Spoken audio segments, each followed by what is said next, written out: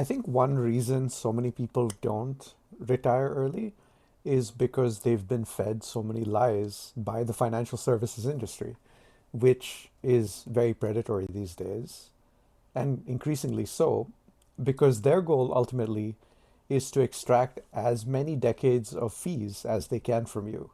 So rather than advising you to buy low cost index funds like Vanguard funds, they advise you to go into mutual funds with a management fee or to have them manage your money for a fee, a yearly fee that's a percentage of all of your wealth that could just shave off hundreds of thousands of dollars over the course of, your life, getting towards retirement.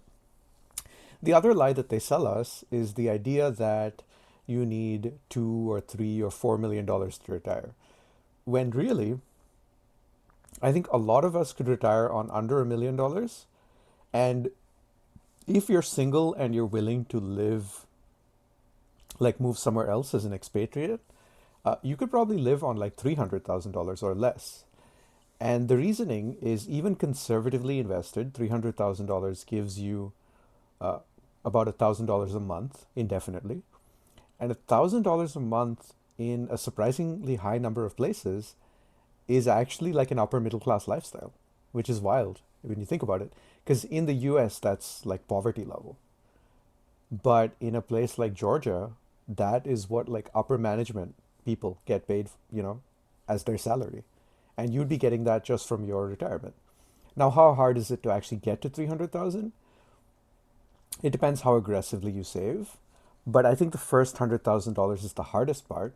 And personally, my goal is to get from 0 to 100K in about 3 years. And so the question is, can you save about $3,000 a month?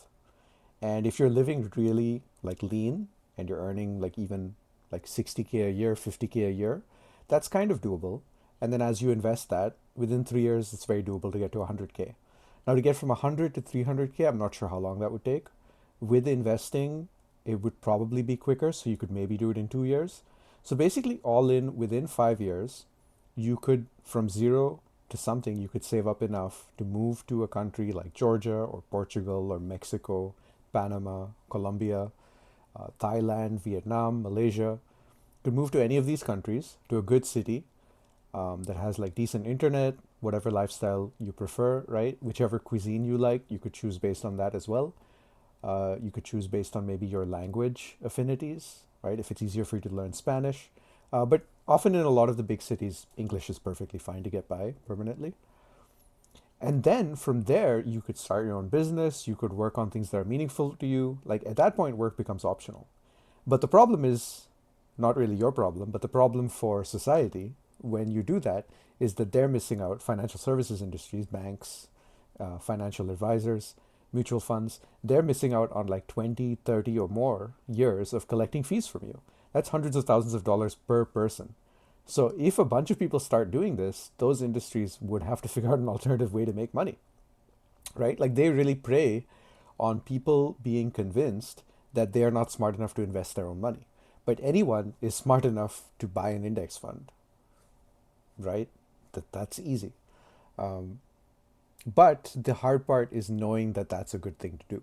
So many of us either get convinced by the banks or we get convinced by the internet and Wall Street bets that tell us we should buy Nvidia or GameStop or Bitcoin. And those are fine things to try with like 10% of your portfolio, knowing that you could lose it. It's effectively gambling. But index funds are what you want if you're looking for long term stability.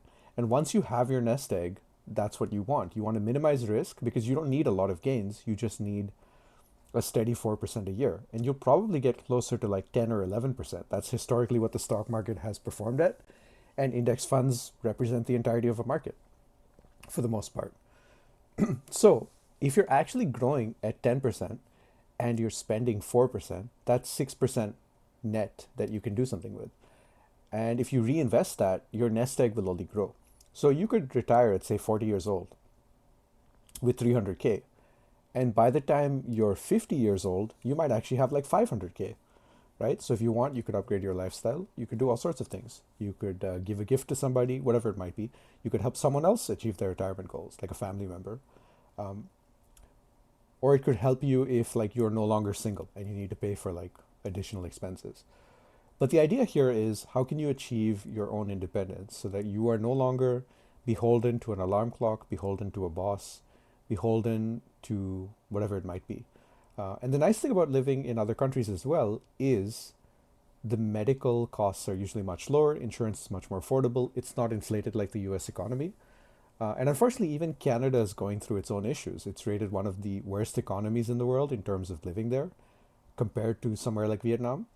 Canada is just expensive. The wait times for surgeries, for medical care is quite high.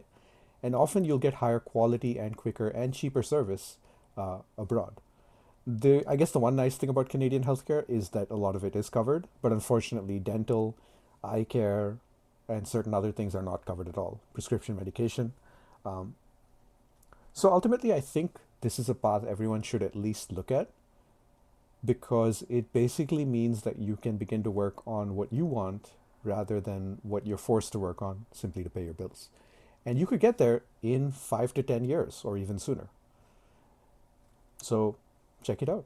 Think about it. See if you want to try this yourself. At the very least, I do recommend everyone try to get to 100K invested assets as soon as they can because that's the hardest part to hit. And once you hit that, if you just leave it alone, it will compound and it'll grow. And then you don't have to worry as much about your retirement.